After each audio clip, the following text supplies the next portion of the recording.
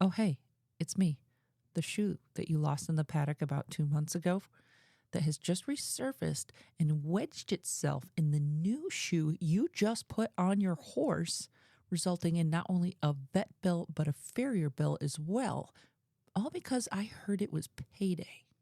Today, we're going to take a deep dive into something just as crazy as you get to venture into my thought process that links Colonel Sanders with buggy whips and our guest host, Rae Lombino. Why? Because you're listening to Rochester Trail Riders.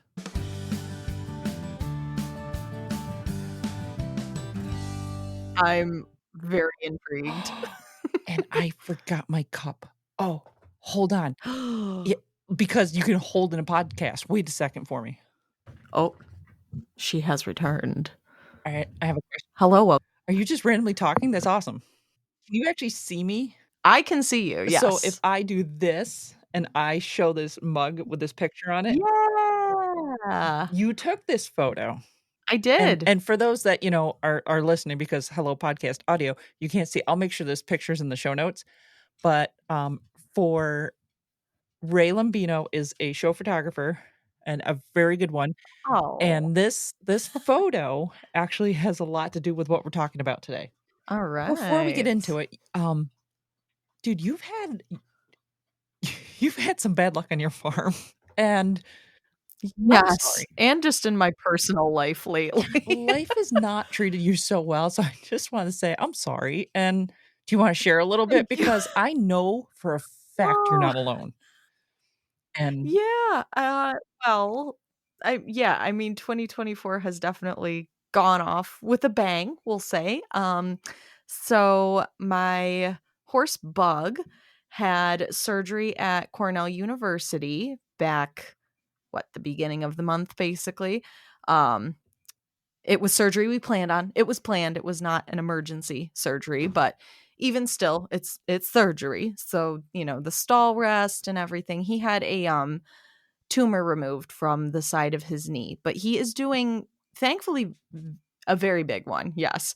I don't know if you could like put pictures. I can send you pictures. why I don't know if not? you're allowed to put things like that in the show notes. I don't have a problem with it. For anybody that wants to see. Yeah, It's very if interesting. you don't want to click on it, don't And click I'm on sure it. there's exactly. No, there's got to be somebody out there going, We'll just say, without going into too much detail, because I'm sure some people would rather not hear about it, but we lovingly called Bug's tumor his potato lump. And we will just say that the harvest was bountiful once his surgeon, Dr. McConey from Cornell, got in there and excavated that. Oh my So gosh. Absolutely incredible job. if I recall, you were hoping to actually bring it home, but second guessed yourself on that one. Yeah, I like half jokingly said to my mom, like, oh, hey, like, do you think they would save it for me? Which is like, I know, very disgusting of They me. would. But like when my dog had emergency exploratory surgery a few years ago, they saved the hunk of tennis ball that he ate, and I still have it in a plastic bag somewhere. You're a little weird. I'm not gonna lie.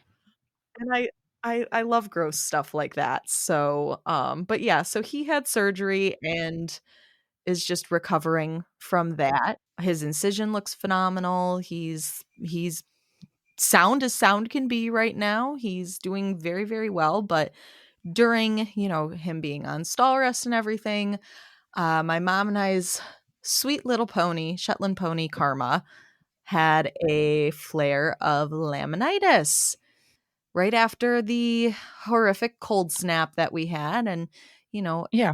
at first it didn't look like anything horrible. And then all of a sudden it was like, oh my God, she's crippled. Like, and I have never had one of my personal horses have a laminitis flare. So I like kind of freaked out. Like I've dealt with laminitis before, but never with any of my own horses. So I was like, oh my God. And it's been very up and down with her. She's basically been on stall rest for about 3 weeks now, just in fluffy bedding, and she's on a cocktail of medications, just trying to get everything under control. And she was formally diagnosed with equine metabolic syndrome, unfortunately. And she also has a low functioning thyroid. And so we're just trying to kind of get her all, back to normal, get her feeling good again. But I feel like we're on the very slow upswing now. So that's just been the barn fun, but the cherry on top of everything for me was I got in a car accident last week and destroyed my car. Why not? Trifecta. Perfect timing. Yep. It was, just absolutely. So rest in peace to my beloved 2015 Subaru Forester, who she was at 185,000 miles. I was Oh, she really was hoping I was going to young. hit. Yes. Yes. I was hoping to hit 200,000 this year, and I'll say, not sponsored by Subaru, but man, you ever need a car to feel very safe in. I always felt so safe in that car. That was the car I learned to drive in. A lot of memories. I bought it from my parents, and so many memories. I put so many animals in that car. I think there's a Animals photo that of had no business being in that car. like cows and horses. Cows and a particular mini horse named Harley. Many cats, many dogs. See, Subaru. Lots of animals. I Yes. hope to bless So mine with as many creepy, experiences myself with. I just don't want yes, I feel like it's part of owning a Subaru is you have to just do a lot of very obscure adventures with Sure, it. why not? Now I'm searching for my next Subaru friend and hoping that I can fill it with as many weird adventures as the last one, but boy, what a pain in the butt. And just I swear I had a mental breakdown like right in the middle of the street after it happened. So I'm sure some people were like, "Wow, she's really going through it." You were just on your way to work, and it was your I response back oh, where the girl is just like, "I thought I could make it." Like, no, you thought wrong.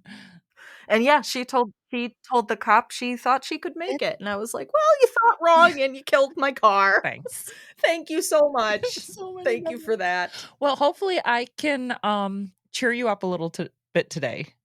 This is one of my horses in history little things. We did one about sidewalk snow plowing a while ago, and this one, I can thank my husband for it because he turned over and he showed me a picture and he goes, "Who's this look like?"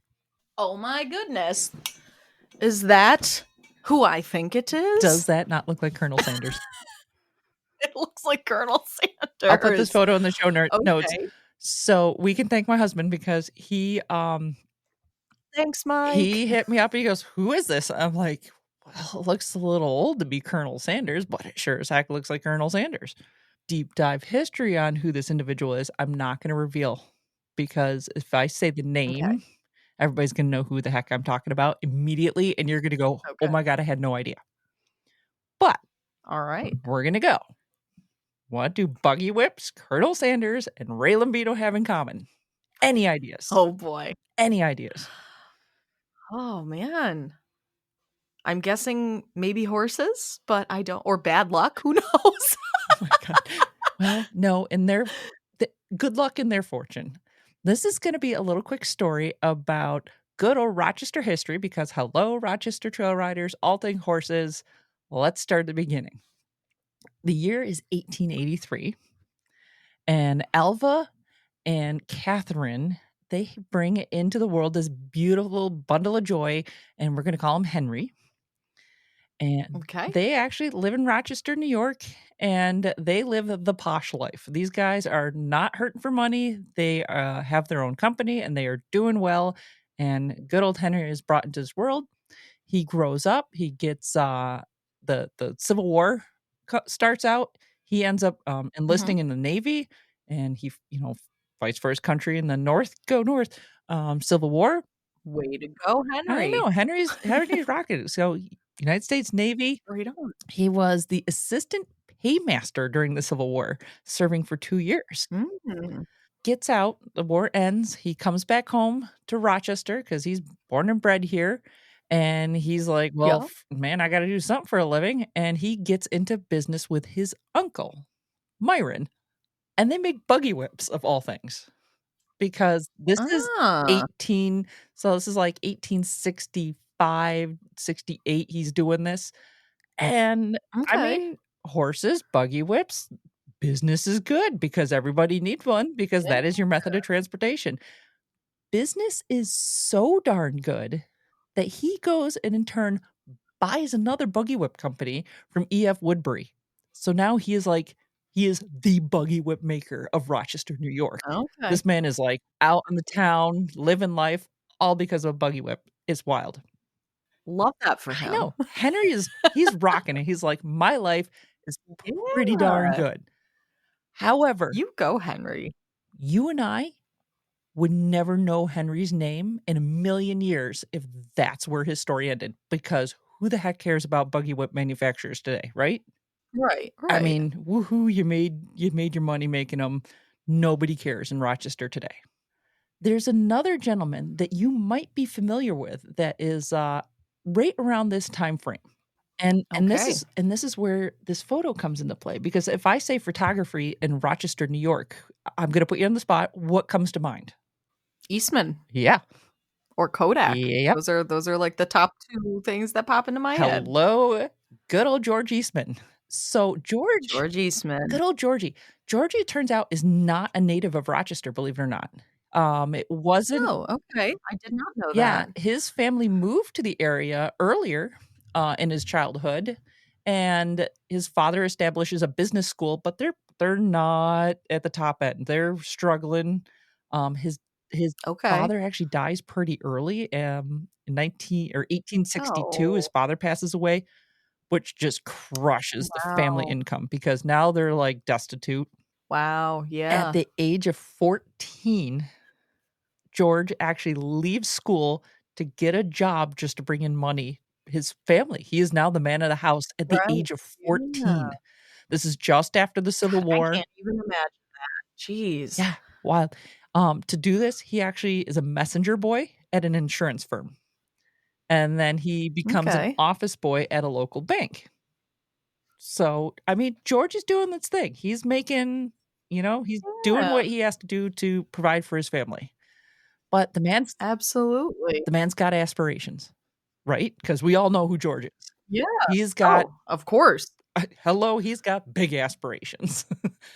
Yes.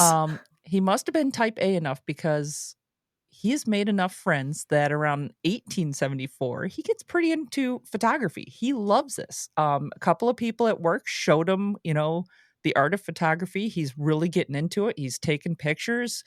It's expensive to be a photographer in this day and Mhm. age. Like, not only is it expensive, it's psychotically time consuming. There is no easy process to make, Yeah. there's film doesn't exist until George invents it, right? So, good old Georgie decides, "You know what? It's time to take a vacation. I've been working my butt off. I'm actually making good money. Let's go on out here." No, no, no. He takes all his vacation funds, cancels his vacation, Oh. Oh. buys photo equipment so he can continue his hobby. That's Honestly, what a mood. I couldn't Been there, done that. I can't find if he was actually married at this time. I just can imagine that, like, dinner conversation where like, "Hey, honey, we're gonna go away to Paris. Ha ha, psych. I've actually bought a camera. Just kidding. My bad." Oh my gosh. Well, by him having the equipment in hand, that means he actually got to really get intimately involved with the processing of the photograph and how it actually works. So around 1877, 1878, he starts it was a wet process, and he actually came up with a dry process to do these plates. Okay, yeah. And he actually he created a machine to do this. Well, Mhm. this is an amazing technology because it now makes the camera something that's portable that you couldn't do before. Yep. And, Right. wouldn't it be nice to have the money to patent that? Ah. Ah, I'm gonna send you another Uh-huh. photo here because This photograph, this is in the Library of Congress, so it's free to use. I'll put it on the website. This is State Street, Rochester, New York in 1914. Most Oh my likely goodness. taken by George Eastman is my guess. There is no photographer name on the plate. But if I had to guess, Right. I mean, hello. But look at the street. We have trolleys. We have horses everywhere. Yeah. No What cars. a cool shot. No cars. That is so neat. Or so you think. If you zoom in, there's a single car back there. Dun, dun, Look at dun. that. So, Ba-bum. as I said, this is 1914. We left off in Henry's life at 1880, and we left off in Eastman's life at 1880. So here we are about 30 years later, and there's a car. Do you know what that car Yeah. means? That car means that the buggy whip business is gonna die. Yeah. So let's It's about to go under for poor Henry. Henry's not looking so good if he wants to stay in the buggy whip business. But check this out. Henry ain't no fool. Henry, I don't know how he and George got together. My guess is at the bank, because at this time George was a teller at a bank. Right. Yep. And Henry, well, the dude's laying in money, so he's got to go to the bank. And I betcha he gets a chit chat with Georgie Pants, and they're having this photography conversation. And Yeah. somehow Henry goes, "You know what? I got money. I believe in you, George. Not only do I have money, I got lots of money, because it's 1880. 1880. 30 years before that 1880. photograph, mind you. Business is Right. good. There's no such thing as a car. None. Yep. I mean, why would the man sells his buggy whip business? Sells it. Gasp. I know. And, the buyer of that buggy whip business was like, "Heck yeah, you're an idiot." And he's like, "No, man, I'm retiring. No, do you know what? You take it. It's all yours. It's all yours." Have fun with that.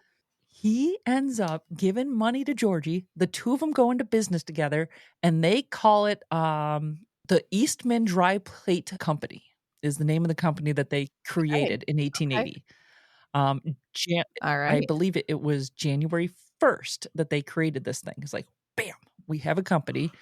Henry is president of this company. Georgie is vice president. Actually, I Okay. think he's treasurer. He's not even VP. Because Interesting. Henry's like, "Dude, you've got the vision. This is great. I'm the business guy.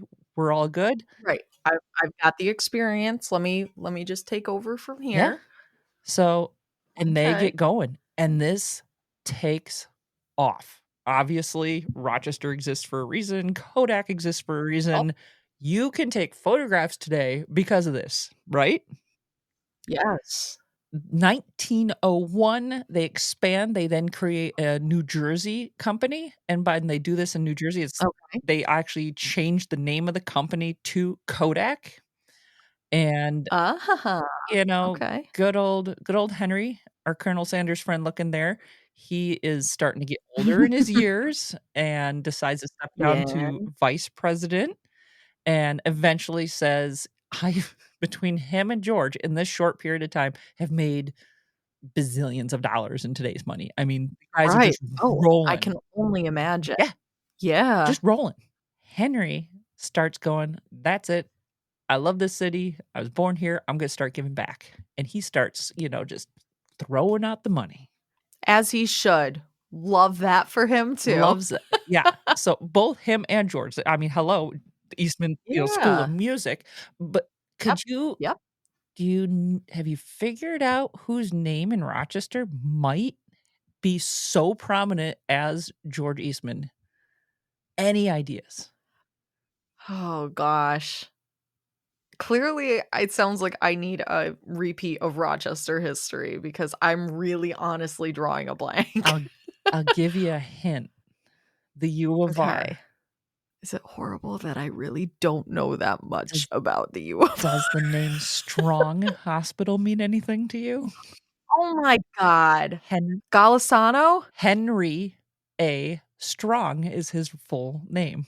Oh, okay. Golisano is now silly pants. We're in the 1900s. Right, right. We're in the Okay. other turn of the century, not this turn of the century.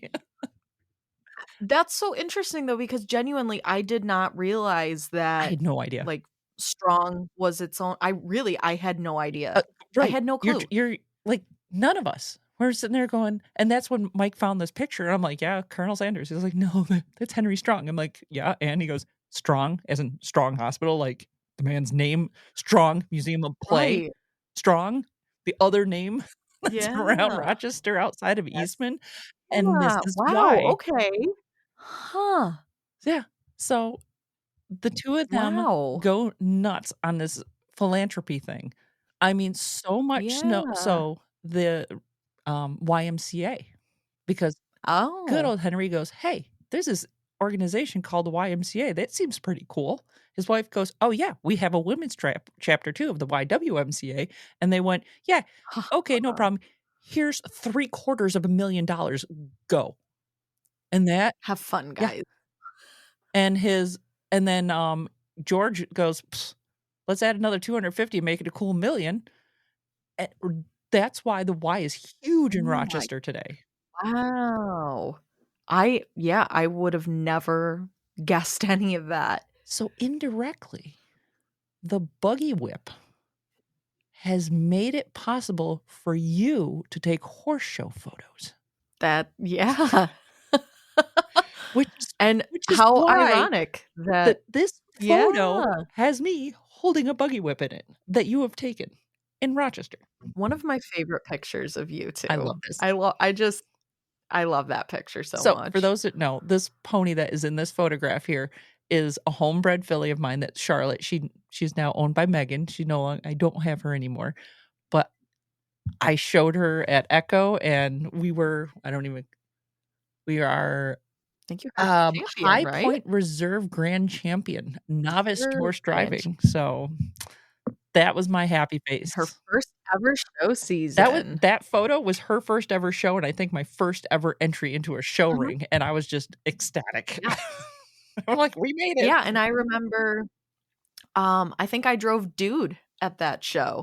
Probably, like, you just beat the snot out of him, watched him not go anywhere. I love that pony. Yeah.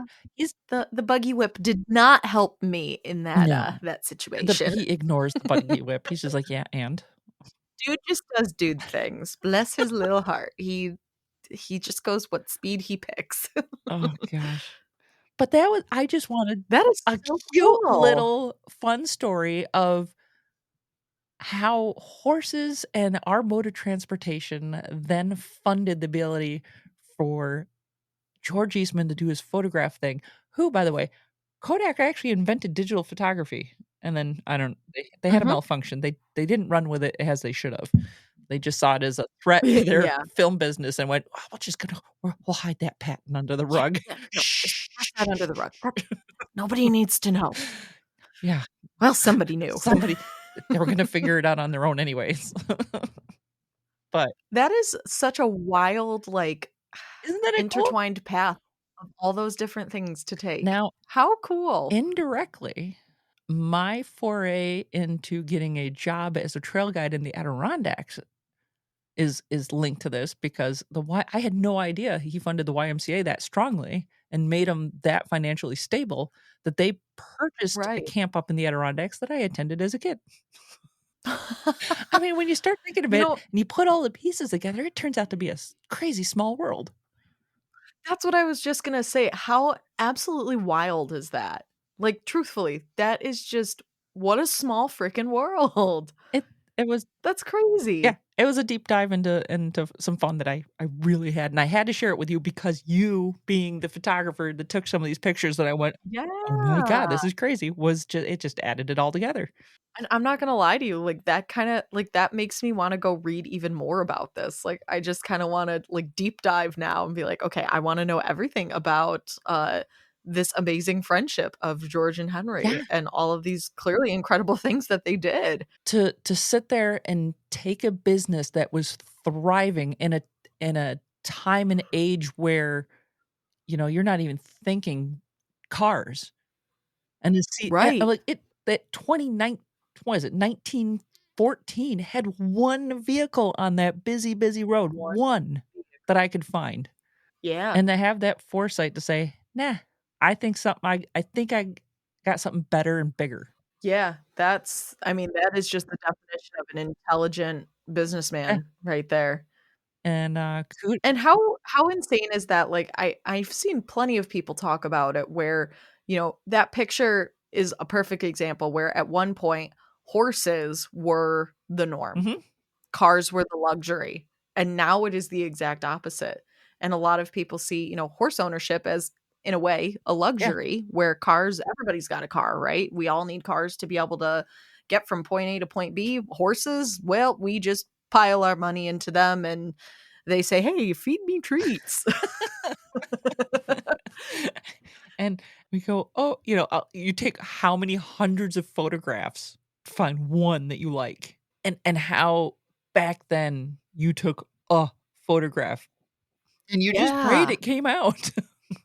Yes. That's actually something that I've been thinking about possibly, like, in wanting to just kind of have myself grow as a photographer, give myself some different challenges, is I would really like to invest in like a nice old film camera. Obviously a little bit different than, Mhm, how they were starting before film was even a thing where they're doing like the tin types and things like that. But, to be able to challenge myself with like, hey, I want to, take pictures of whatever. But yeah, you take one or maybe you take more than one, but film is expensive. So ideally you're taking one shot and going, well, hope that turned yeah, out. wild. Until photography, they had no idea that a horse had all 4 feet off the ground. Yeah, and how crazy is that? Well, thanks for joining me today on this very short story, Oh, of course. and, maybe next That was time very interesting. I'll, introduce you to the buggy whip's best friend, which is the buggy whip holder, and how Mm. that has, provided us with the most popular park in our area. Ah, Ooh. interesting. Now I got your attention, you're Ooh. like, "Wait a minute, who Ah. owned the buggy whip holder?" I Mm. guarantee you it's a design that's on almost every carriage today and is still in use today. This is a very good cliffhanger to Dun, leave us dun, off on. I'm dun.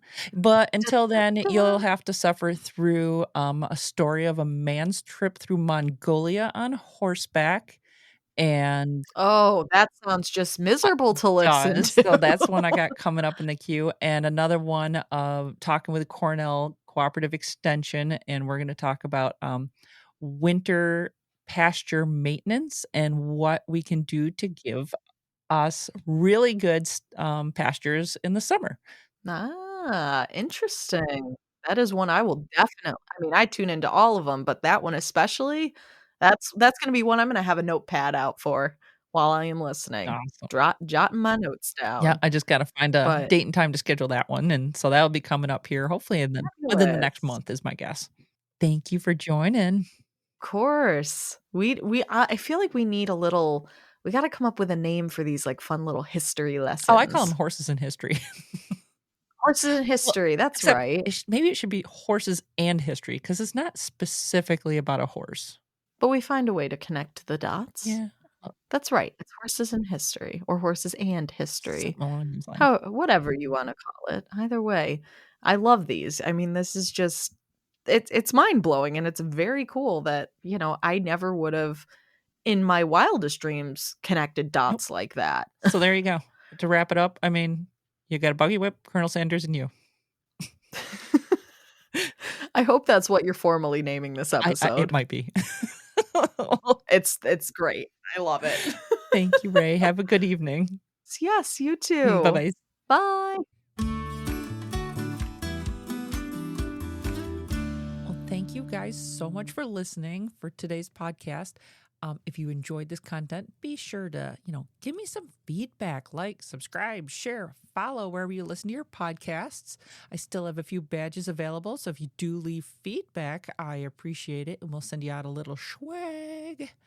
Otherwise, that about wraps it up, so be sure to respect the trail, wear your helmet, and leave no trace at the trailer site. Happy trails.